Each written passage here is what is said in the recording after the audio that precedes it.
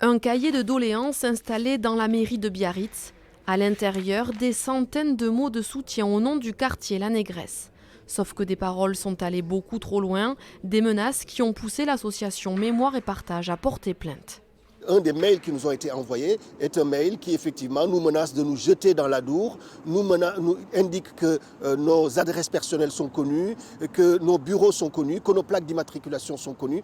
Donc stop, que la ville de Biarritz, que la maire de Biarritz fasse ce que la loi lui demande, c'est-à-dire qu'elle abroge ces appellations et qu'elle arrête de nourrir véritablement ce climat de haine.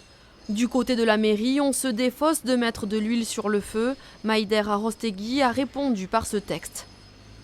Tout comportement déviant est inacceptable et condamnable. La ville de Biarritz fait valoir son histoire et le maire porte la voix d'un territoire qui ne saurait injustement être mis à l'index. J'appelle à la sérénité dans l'attente des décisions de justice à venir. Dans un communiqué, cet après-midi, tous les députés du Pays Basque et la sénatrice Frédérique Espagnac apportent leur soutien à l'association Mémoire et Partage.